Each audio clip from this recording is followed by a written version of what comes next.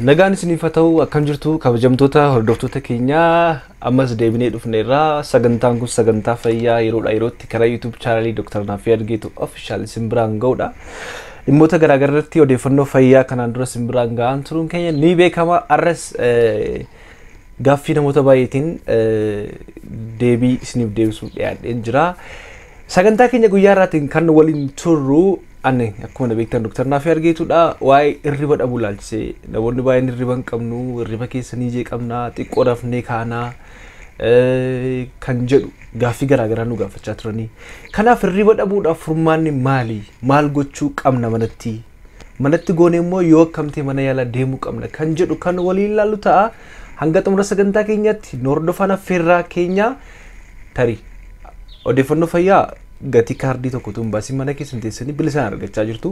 Ammallee namoonni subscribe hin goone yoo jiraattan YouTube channel keenya subscribe gochuudhaan subscribe gochuu qofa osoo hin taane yeroo notificationiin fakkeenyaaf yeroo viidiyoo gadhiisu namoonni baay'een argaa jiru jettanii notificationii argaa jirtu sana subscribe to all channel yookiin immoo all notification kan jedhu isatti bu'uudhaan mallattoo bilbilaa xiqqoodha odeeffannoo guyyaadha simbiraan geenyu argadhaan affeerraa keenya hanga xumura sagantaa keenyatti nu hordofaa.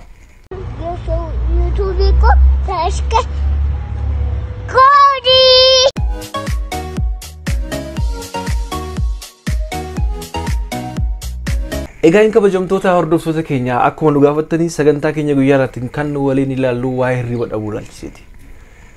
Baay'ee hirriba dhabuun dhibee sukkaaraa, dhiibbaa dhiigaa, dhibee garaachaa, dhiphina cimaa yookiin immoo rakkoo irraanfachuu rakkoowwan garaagaraaf nama saaxiluu danda'a. Kanaaf hirriba dhabuu maal akka fidu kanaan dura viidiyoo gabaabaa hojjedhee isiniif gadhiiseen tura. Mee namoonni baay'een hirriba dafee isaanii hin qabu, ciisanii hirriba hin qabu, achi gangalatu, as gangalatu, kaan immoo xiqqoo rafanii kan dammaqanii kaan jiru, kaan immoo irra fugaruu yaadaan hin yaadu. Waan garaagaraa namoonni yaadan baay'een isaanii jiru. Kanaaf rakkoo hirribaa wajjin wal qabatee kan dhufu kanneen akkamitti furuu dandeenya gama fayyaatiin? Manatti maal gochuu qabdu?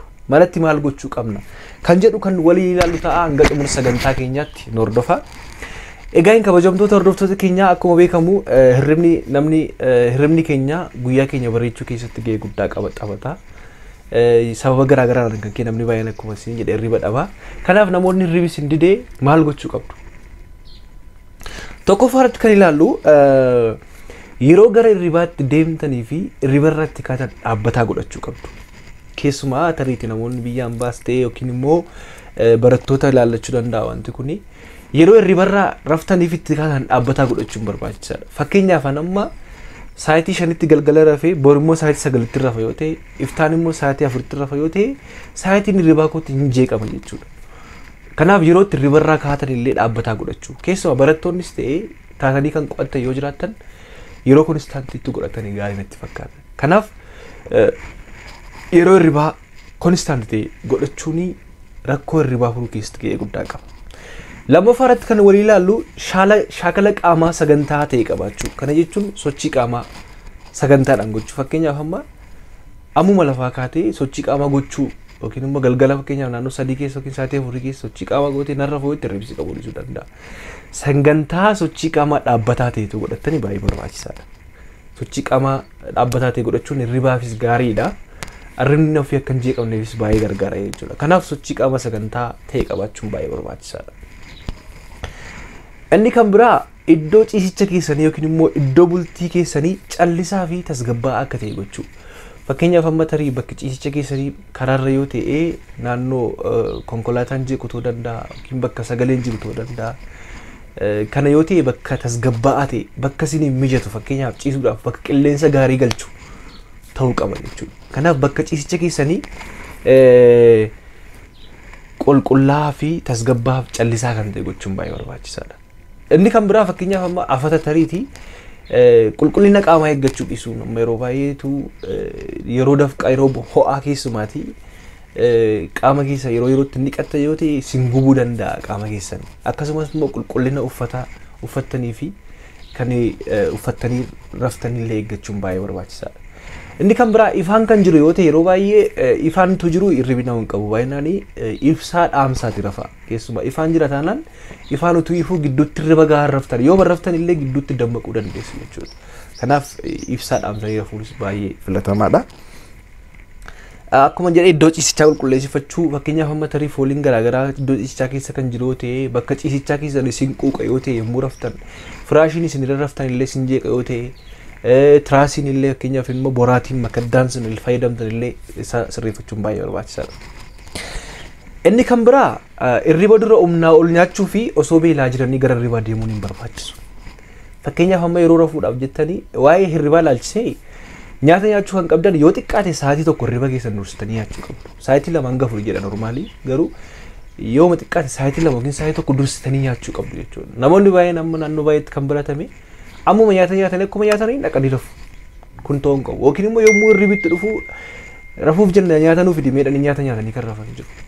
Kun immoo fakkeenyaaf amma garaachi keenya hojii akka hojjetu godha jechuudha. Garaachi keenyatti hojii baay'isuu ta'a. Kun immoo darbii maaliif nama saaxila? Tokko hirriba dhabuun nama saaxila. Lammaffaa immoo waan biraa waan akkamii nama saaxila kan jedhuuf immoo dhibee garaachaaf illee gastraayitis illee nama saaxiluu danda'a jechuudha. Kanaaf kasidha. Kan biraa immoo tuubee luftanii gara hirribaan deemina. Fakkeenyaaf amma tarii keessumaa namoonni dhibee garaachaa qaban halkan garaan sin dhukkubee irra biraa sin kaasuu danda'a waan ta'eef hangar peen kan jennu jechuudha. Kanaaf tuubee luftanis gara hirribaa dhaquu akka hin qabne kan jedhudha. Inni kan biraa iddoo hirribaaf qophaa'ee waan kan biraaf itti fayyadamuu dhiisu.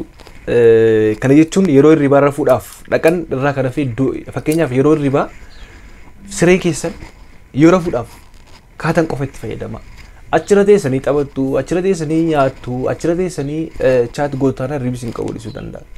Waan biraa tokkotu kanaan dura koomentii jalatti maal jedhaa barreessa baxxaseen ture. Iddoo hirribaatti waan biraan godhina jechaarta abbaa manaa fi haadha manaa akkam godhu kan jedhudha. Kana miti fakkeenyaaf amma irra taa'anii nyaachuu, irra taa'anii guyyaa irra taphachaa ooluu kanarraa of qusachuun gaariidha isinii jechuu barbaade. Inni kan biraa hirriba dura wantoota akka alkoolii, buna, shaayii fi wantoota nama si'eessuu danda'an. Fakkeenyaaf amma teofiliiniin shaayii keessa jiru, kaafeeniin buna keessa jiru nama si'eessuu danda'a. Yookiin immoo si'aayina dabaluu danda'a, amma dhiiga gara sammuu deemus dabaluu danda'a waan ta'eef wantoota kanneen yookiin dursanii fayyadamuudha yookiin immoo dhuguu fayyadamuu dhiisanii galgala. Baay'ee gaariidha isin jechuun barbaada. Inni kan biraa irra deddeebiidhaan yeroo ilaaluun barbaachisu. Fakkeenyaaf amma hirribarraa kaatanii sa'aatii kan ilaaltan yoo ta'e alaarmii keessan immoo keessumaati namoonni baay'een alaarmii har'aaf guuttatanii of hin godhanii boritti darbee alaarmii sun jeequu danda'a. Yookiin immoo namoonni baay'een immoo yeroo hirribi isaan dura deddeebiinii sa'aatii amma kaan ilaalu. Amma rafanii kaanii gidduutti sa'aatii tokko waan rafeedhu. Sa'aatii keessan amma deddeebitanii ilaalina. Yaada yoo qabaattan dhiphina sammuu yoo qabaattan nama jaallattan mariisisaa namatti siqxa mariisisaa yookiin immoo wanta yaaduu barbaaddan guyyaa xumuraa utuu gara hirribaan dhaqin dura guyyaa xumuruun barbaachisaadha. Namoonni baay'een yaada isaanii galgala kan yaaduu barbaadan jechuudha. Akkas ta'uu hin qabu. Kanaaf